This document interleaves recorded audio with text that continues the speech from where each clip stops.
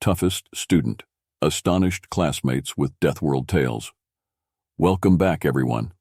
Today, we have a special announcement. In this episode, we dive into a story that has taken our intergalactic school by storm. Imagine being in class, and your teacher announces that you'll be getting a new student, a human, straight from Earth's death world. How do you think that went down? Stick around to find out as we unravel the fascinating and terrifying tales of Earth's toughest student who astonished classmates with their unbelievable stories. This is part 1 of Earth's Toughest Student Astonished Classmates with Deathworld Tales. All right, everyone, settle down. I have an announcement for you today. Mr. Cyrus's class quickly quieted down usually, whenever the lesson started. He would just go right into the work. He never usually announced anything before the lesson started, unless it was important. Mr. Kahiro himself was an Alan who stood at about 8 feet high.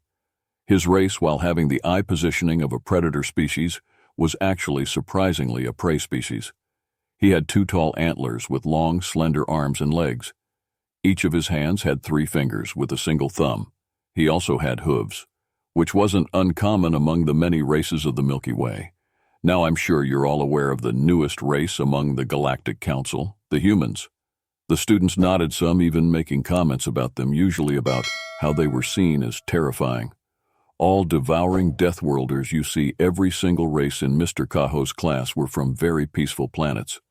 There were plenty of animals and plants, and the weather was also very calm. For the longest time it was widely believed that sentient life could exist on no other planet. However, that was quickly disproven with the discovery of humans, who, upon entering the Galactic Empire, were appropriately nicknamed the Deathworlders. One of Mr. Ciro's students, Athalia, raised her hand. Mr. Kiros, is it true what they say about humans? Do they really come from a death world? Indeed? Mr. Kiro replied. From our understanding, humans are the only sentient race ever discovered to have originated on a death world. Now then, can someone please explain to me what a death world is? Another student raised their hand.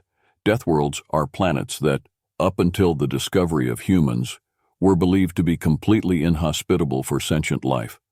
Lower classes of death worlds have only a select few traits which earn it such a title, such as natural disasters, poisonous foliage, heavily fluctuating temperatures, or violent predator animals.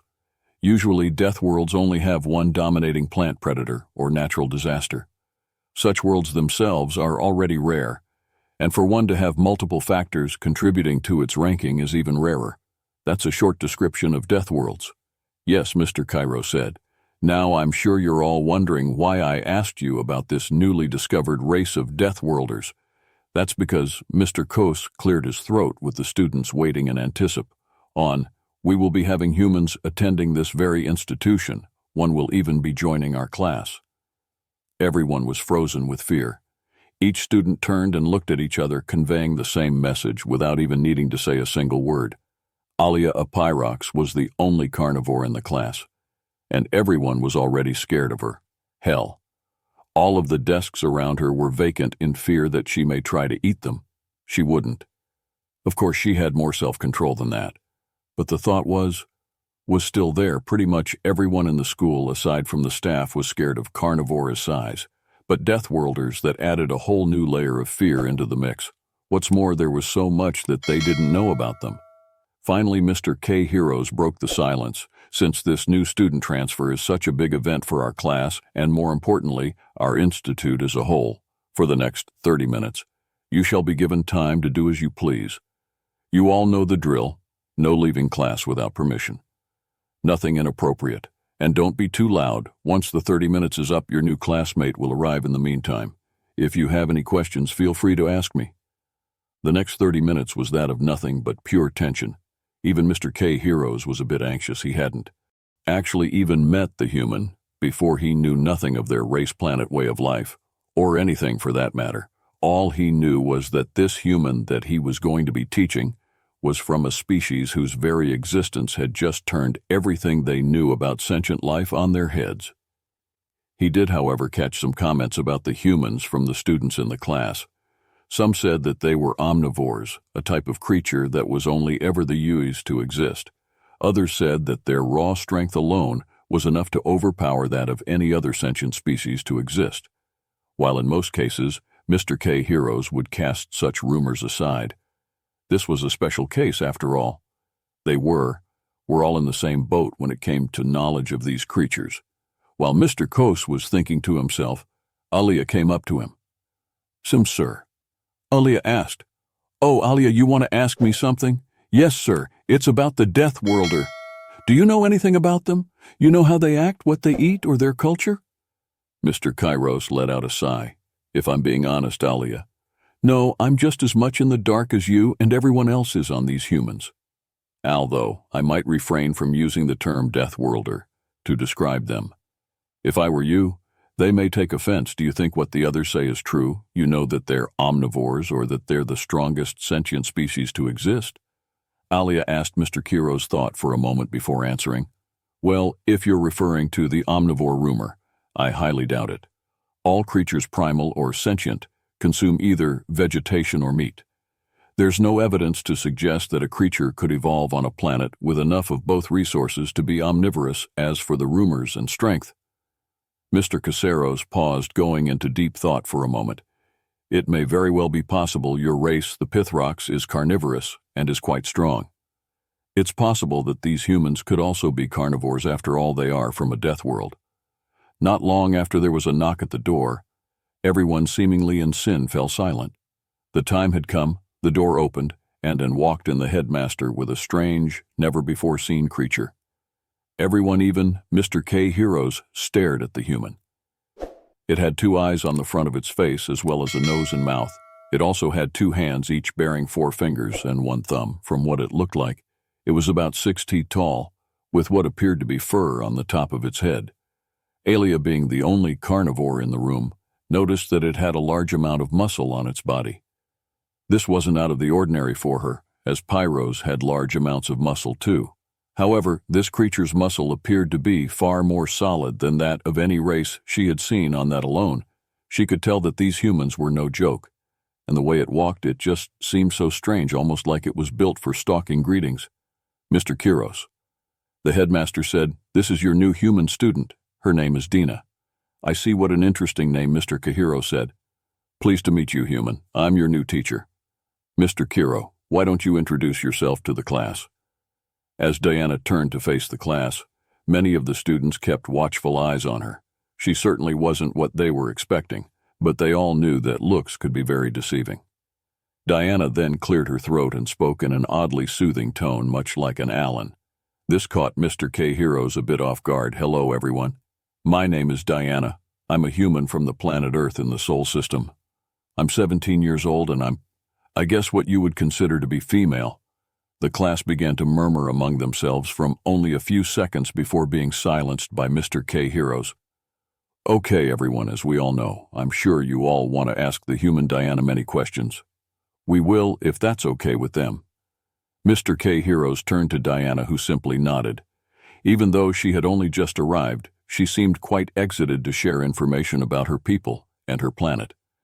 Mr. Kiros was also exited. His entire job was to share info and teach people, but he rarely ever got to learn anything new. "Your species, are you carnivores or herbivores?" one of the students asked. "Actually, humans are omnivores. We eat both plants and meat and can survive on diets, restricting to only one of those eating styles." Diana replied. The entire class was silent with awe. Even Mr. K. Heroes couldn't seem to believe what he was hearing. After not even 30 minutes ago, he had just told Aalia that omnivores weren't even real, and yet one was standing in his classroom introducing herself in front of his entire class. Another student asked the question that everyone in the room was wondering. But how is that possible? No known species comes from a planet that supports enough plant life and wildlife for them to be omnivorous. Diana tilted her head and gave a confused look. "Really, you're telling me that you guys don't have mass quantities of animals or plants on your planet? Well, humans have been hunting and farming since the early days of our race. Heck, most of the wildlife that was on Earth went extinct before we even hit our first industrial age. Quite a few dangerous animals are kept either in public zoos or in wildlife preserves. So your planet is a predator-class death world." Then one of the students said, "Predator class." What Diana asked, Mr. Kahiro spoke. "Oh, death worlds are classed depending on what part of the environment is hostile towards sentient life. These come in 4 classes: natural disaster, predator, toxic foliage, or inconsistent temperatures, from what it sounds like. Your planet is a predator-class Deathworld. The headmaster simply gulped in anticipation. He'd already read the soon-to-be public reports about Earth, and knew that Mr. Kiro's assumption was very wrong. However, a part of him wanted to see the reaction from everyone's faces when Diana told them the truth about her homeworld. Mr. K. Heroes, was it? Diana said, you say that my planet is a predator-class Deathworld. Well, from what you've described me, it does fit under such a name, but what Mr. Kiro said in anticipation, my homeworld Earth, it checks under all categories for what you guys consider a death world. We have predators, toxic, plant life, inconsistent temperatures, and natural disasters, and each of those we have multiple of. Everyone was completely silent. Even Mr. Kiro was in shock. How is that possible? You're telling me that you humans survived all of that and became a spacefaring species? Dean simply shrugged. Yeah, why is that, like not normal or something? Mr. Kerr has recomposed himself, although not without some difficulty, and no, I'm afraid not. Although it appears we have much to learn of your species in your homeworld. Unfortunately, it looks like we won't have enough time today. Mr. K. Heroes turned to the class now. Remember, everyone assignments are due in by the end of the day. After that, we'll begin our lesson on the human homeworld Earth, Diana said, finishing the sentence. Yes, Earth, thank you. UA, Diana, yes, thank you, D, and... Diana raised an eyebrow at the pronunciation of her name. Sure, people had pronounced her name strangely before, but never like that. It's almost as if he was struggling to say it. However, she also remembered that the person in question was an 8-efted tall alien that looked like a mix between an owl and a deer. No doubt something was going to get mixed up, even with the translators they were wearing shortly after the bell rang, and class was dismissed as Diana was about to leave. Mr. Kiros called out, "Excuse me, human, could I talk to you? I would like to discuss some things regarding the next lesson." Diana turned around and walked over to Mr. Crows. She could tell the conversation was about to take an interesting turn. After all, everyone in the class, almost themselves, at the brief description of Earth, Umam said human. "Diana, I was wondering if I could have some assistance planning next lesson." "Oh, sure, what do you want to know?" "Well," Mr. Callahoo looked away from Diana, almost out of shame for having to ask one of his own students for help planning a lesson when it comes to my knowledge about Earth. "I don't actually know anything. In fact, you're the first human I've ever met." "Oh," Diana said, "nothing at all." "Huh, I'm afraid not. Nothing about how you humans live your culture history or your planet in general. Well, other than the fact that it apparently checks all the boxes for the galaxy's most dangerous death world." Well, Diana pulled up a chair and sat down on the other side of Mr. Kiro's desk. "I'm afraid we're going to have to start at the beginning." Meanwhile, back at our dorm, Athelia sat on her bed, stewing in her thoughts. Everything that the Deathworlder said, the way it moved, the way it spoke, it was like it was a combination of every other creature across the galaxy turned up to 11. She could only imagine what its strength was. However, she didn't feel afraid. Like the others, this could have been partly due to her predatory nature, but a part of it was most definitely curiosity. She would have plenty of time to find out, as from what she had gathered after class was that there were about 30 humans total that had been transferred to this very institution. Oh boy, were things about to get interesting. By the time Diana got out of class, it was the end of the day. Mr. Sios had been talking to her all day, attempting to learn the baseline of human history. He had no idea how deep and complicated it really was. Dina had found out that unlike humans, every other species in the galaxy had unified back in their Dark Age days. They didn't start civil wars, have infighting government, or commit mass genocide. Turns out humans were the most violent, sentient species to date.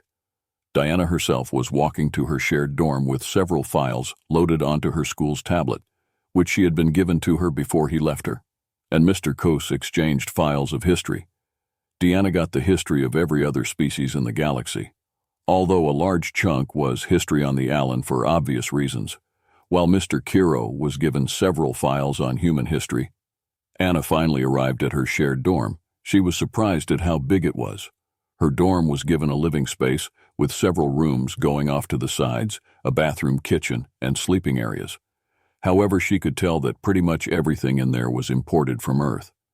All of them still had their labels and price tags. Just as she closed the door, she could hear a computerized voice speak out gravity simulators returning to human living conditions. Just then, she could feel herself get heavier. However, it felt far more natural than what she had been experiencing all day. She even tested it by jumping. "Yep, that's home gravity for yay," as Diana said this. Another human exited the kitchen, holding a bag of chips. "Well, look, who it is when I heard about us being in the same dorm had to admit, I was a bit surprised. Hello to you too." Diana said Diana and Tyler had been in the same class before they were transferred to their current school. As luck would have it, their entire class had been transferred to the school. Turns out the Galactic Federation didn't want to go through the trouble of hand-picking out individual students, and just set it and grabbed a whole class. "So where have you been all this time, huh?"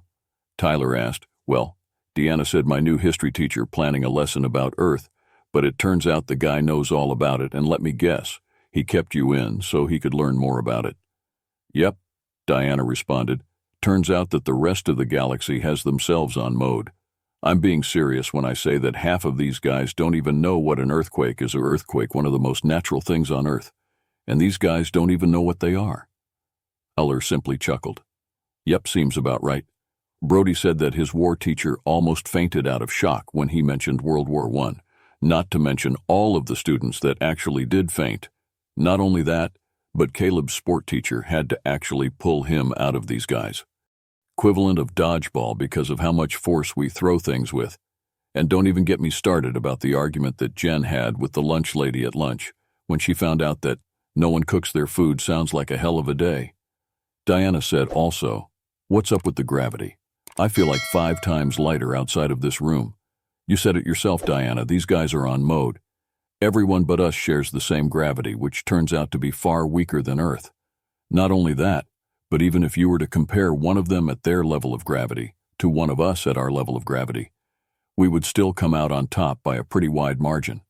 So we're basically the closest thing to demons compared to them," Diana said. "Pretty much on the bright side, the guys at the school were able to hook up our dorms with internet, while I would like to know how we're able to get it working halfway across the galaxy.